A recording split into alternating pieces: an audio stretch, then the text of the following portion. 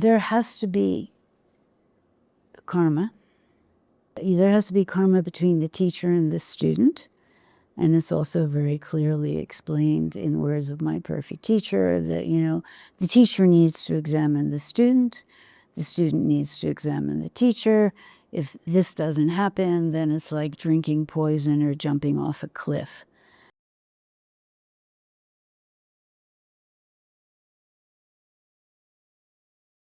Karma is karma, and nobody comes to Tibetan Buddhism unless they've had a past life connection. So it's a matter of finding where that connection is and also being honest with yourself. Am I willing to commit to this? Because if one isn't willing to, why bother? It's maybe a good 10-minute conversation at a cocktail party, but, more than that, because it's can be a lot of, I don't want to use the word work because it's not work, but it takes a lot of effort, just like any other training or any other discipline. So the karma has to be there, and then the proper path has to be there. And that necessarily isn't Dzogchen, as I've mentioned before. So the other saying is, the teachings, the teacher has to be Dzogchen, the teachings have to be Dzogchen, and the student has to be Dzogchen. And the classic example is Milarepa. And probably we won't find a greater saint in Tibetan Buddhism than Milarepa, but he didn't have karma with Dzogchen. So he went, after he had, killed all these people, he went and he met a Dzogchen teacher, and the Dzogchen teacher did what probably a lot of Dzogs, like, you say it, you realize Dzogchen in the morning, you're Buddha in the morning. You realize Dzogchen in the night, you're Buddha in the night. Great. So he said, hey, it took me 7 days to learn black magic. I'm just going to, if I'm Buddha in the morning or Buddha in the night, then I'm just not going to do anything. And then he slept for 7 days. And then the teacher realized at the end of that period that he had just shot off his mouth and hadn't really looked at the student. And he said, I made a mistake saying this to you. And actually, I'm not your teacher is Marpa. And we all know what happened when he met Marpa. So I think people don't have to go in with the idea that they are going to meet their guru, get the pointy end instruction, and things are going to be totally different. They have to really find the path, because as we just said, the end result's the same. So find the path, find the teacher, find what practice works for you. So in the Dzogchen tradition, it's a pointing out instruction, but the pointing out instruction means that they pointed out, you recognize. If you don't recognize, you didn't get the pointing out instruction. Some teachers like to say they're crazy wisdom teachers and they're just have bad behavior. Currently, that's a very difficult topic. As a student, you have to see, can I handle a crazy wisdom teacher? For me personally, that's not the kind of teacher that I related to. I had only one teacher that was crazy wisdom, but most of my teachers had the perfect conduct.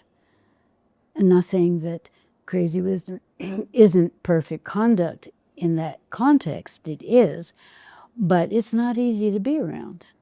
And it didn't resonate with me. So it's a matter of again, we have to look at ourselves.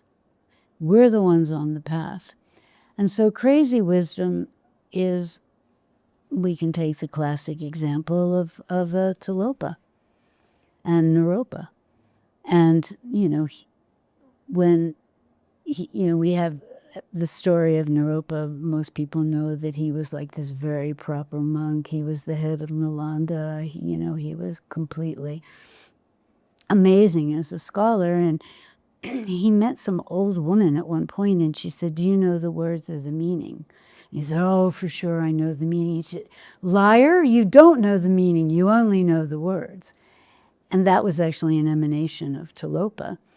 And he then searched to find Tilopa, and where's this great Siddha? He had heard the name. She said to him, you only know the words, you don't know the meaning.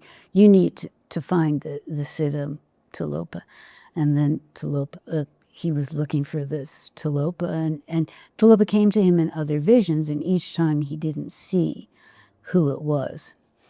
And then at a particular point, he got to a village, and he asked around, like, where's the Siddha Tilopa? And everybody said, the Siddha Tilopa? Well, there's the Fisherman Tilopa, and he's over there. And then he saw this, like, dirty kind of guy, not dressed very well, breaking off the heads of a fish, and throwing it in the oil, and then eating them. And he thought, oh my God, what is this?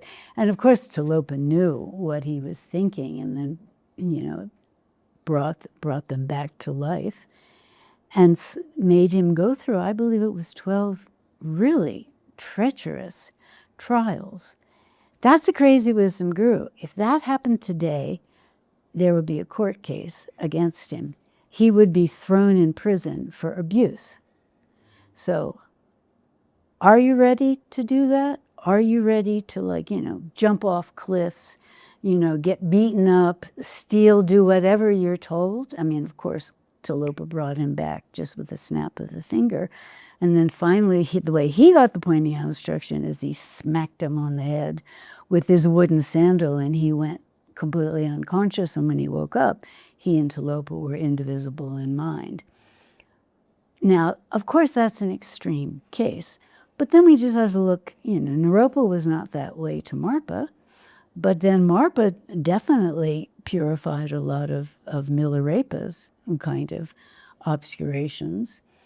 So, if we look at what we want to say are crazy wisdom gurus, you can't determine what that's going to be like and what they're going to ask of you, and are you able to keep that pure perception? Are you able to follow through?